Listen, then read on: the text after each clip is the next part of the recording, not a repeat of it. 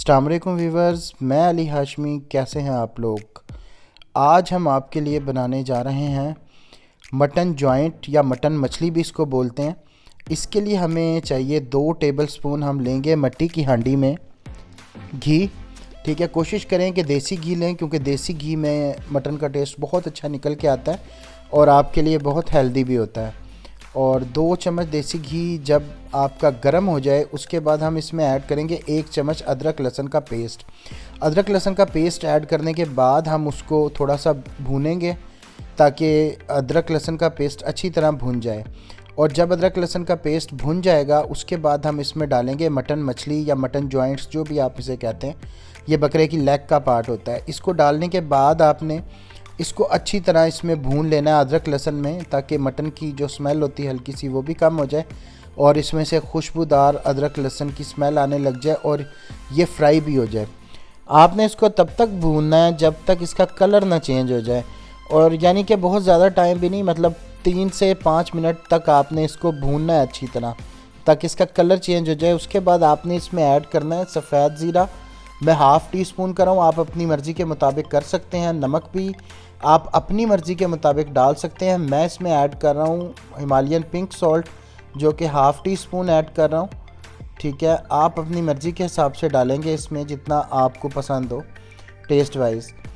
तो उसके बाद आपने इसमें ऐड करना है कुटी लाल मिर्च, जो मैं अक्सर अपने हर खाने में डालता हूँ, इसका टेस्ट बहुत बेहतर बनाती है।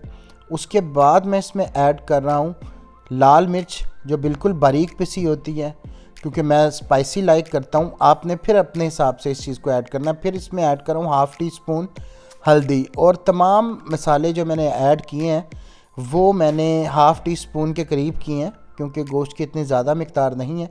लेकिन आप अपने हिसाब से कीजिएगा क्योंकि इसकी ग्रेवी भी इतनी ज़्यादा नहीं बननी, क्योंकि एक तो ये लो कार्ब रेसिपी है, दूसरा ये है कि इसमें ज़्यादा ऐसी चीज़ें नहीं डाली जिसकी वजह से ग्रेवी इसकी ज़्यादा बने। इसको ऐड करने के बाद फिर आपने कोशिश करनी है कि 1-2 मिनट आप इसको इसमें भून लें।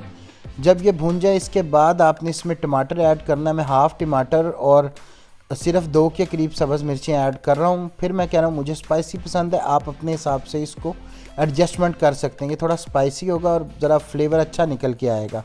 फिर इसमें मैं डाल रहा हूँ 2 tablespoon Greek yogurt. Greek yogurt क्योंकि लो कार्ब होती है इसलिए इसमें ऐड की जा रही है।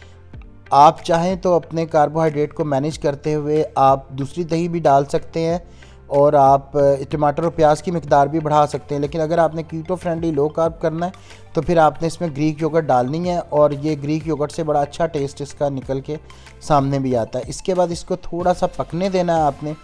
जब ये थोड़ा सा पक ले इसमें, उसके बाद आपने इसको ढक्कन बंद करके 45 मिनट के लिए आपने इसको छोड़ देना है।